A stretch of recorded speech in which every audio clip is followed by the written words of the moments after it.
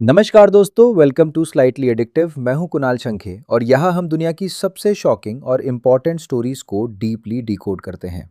Recently Bharat के energy minister Hardeep Singh Puri जी ने एक इंटरेस्टिंग वीडियो शेयर किया। ये वीडियो अंडमान और निकोबार आइलैंड्स के कोस्ट का था, जहां समुंदर के बीच एक ऑयल वेल से आग निकलती हुई दिख रही थी। और ये सिर्फ आग नहीं थी, बल्कि एक और नेचुरल गैस डिस्कवरी का प्रूफ था। जी हाँ, भारत को अंडमान रीजन के पास फिर से नेचुरल गैस मिली है। मिनिस्टर ने इसे ओशन ऑफ एनर्जी अपॉर्चुनिटीज कहा है। मुझे लगता है आने वाले सालों में ऐसी और डिस्कवरीज देखने को मिलेंगी। मैं आपको बताता हूँ कि ये टॉपिक इतना इंपॉर्टेंट क्यों है। अगर आप एशिया का मैप देखें तो अंडमान निकोबार आइलैंड्स इंडोनेशिया के सुमात्रा रीजन के काफी करीब है। पिछले कुछ सालों में इंडोनेशिया ने इसी बेल्ट में billions of dollars worth natural gas reserves discover किए हैं। उन डिस्कवरीज ने इंडोनेशिया को इकोनॉमिक एडवांटेज दिया और भारत भी वही सक्सेस रिपीट करने की कोशिश कर रहा है। लेकिन ऑयल और गैस एक्सप्लोरेशन कोई गारंटीड प्रोसेस नहीं होता। मैं मानता हूं कि ये काफी हद तक कैलकुलेटेड गैम्बल होता है। जियोलॉजिस्ट बेस्ट एस्टिमेट्स देते हैं, लेकिन कई बार 200 से 500 करोड़ रुपए खर्च करने के बाद भी कुछ नहीं मिलता। इसलिए बैक टू बैक डिस्कवरीज की इंपॉर्टेंस और बढ़ जाती है। अंडमान रीजन में भारत को लगातार सक्सेस मिल रही है। ये सब हो रहा है समुद्र मंथन मिशन के अंदर। पीएम मोदी ने कहा था कि भारत ओशन एक्सप्लोरेशन को मिशन मोड में पुश करेगा, और इसका रीजन सिंपल है। आज दुनिया में एनर्जी सिक्योरिटी बहुत इंपॉर्टेंट हो चुकी है। दुनिया भर में एनर्जी अनसर्टेनिटी बढ़ रही है। ऐसे में जितने ज्यादा रिसोर्सेज भारत अपने टेरिटरी और एक्सक्लूसिव इकोनॉमिक जोन में डिस्कवर करेगा, उतना ही देश इंपोर्ट्स पर कम डिपेंडेंट होगा। I want you to listen to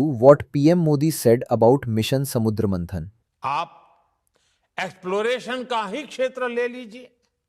Bharat ने अपने एक्सप्लोरेशन सेक्टर को काफी ओपन कर दिया है। आपको हमारे डीप सी एक्सप्लोरेशन से जुड़े समुद्र मंथन मिशन की भी जानकारी है। हम इस दशक के अंत तक अपने ऑयल एंड गैस सेक्टर में इन्वेस्टमेंट को 100 बिलियन डॉलर्स तक ले जाने का प्रयास कर रहे हैं। हमारा लक्ष्य एक्सप्लोरेशन के दायरे को भी 1 मिलियन स्क्वायर किलोमीटर तक विस्तार करने का है।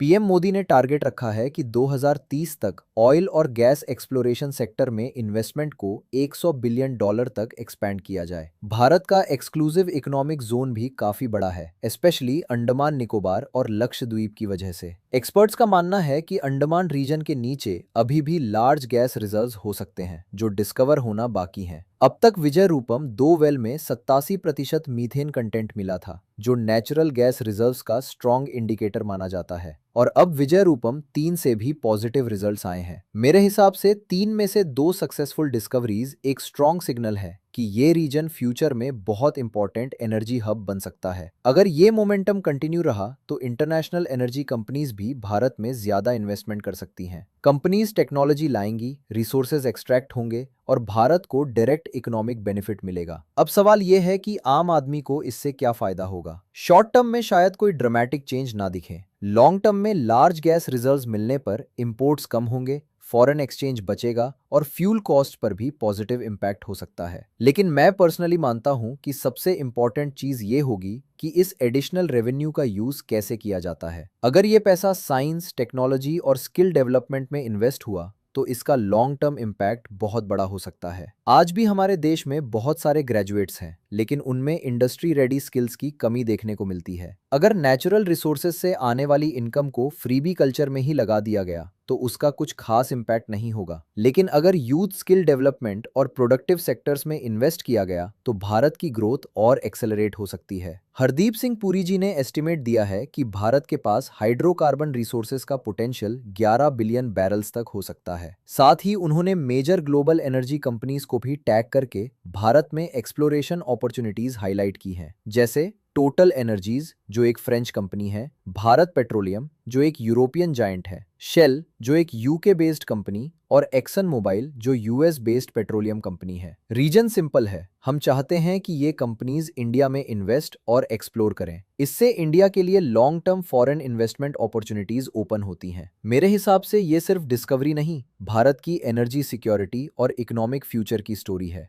और अगर एक्सप्लोरेशन इसी स्पीड से चलता रहा तो आने वाले सालों में हम और भी बड़ी डिस्कवरीज देख सकते हैं। आपका क्या ओपिनियन है? क्या अंडमान रीजन भारत का नेक्स्ट मेजर एनर्जी हब बन सकता है? कमेंट करके जरूर बताइए। वीडियो पसंद आए तो लाइक और शेयर करिए। मैं हूं कुणाल शंखे, ये था स्लाइटली एडिक्टिव। मिलते हैं अगली वीडियो में। Thank you so much for your huge support.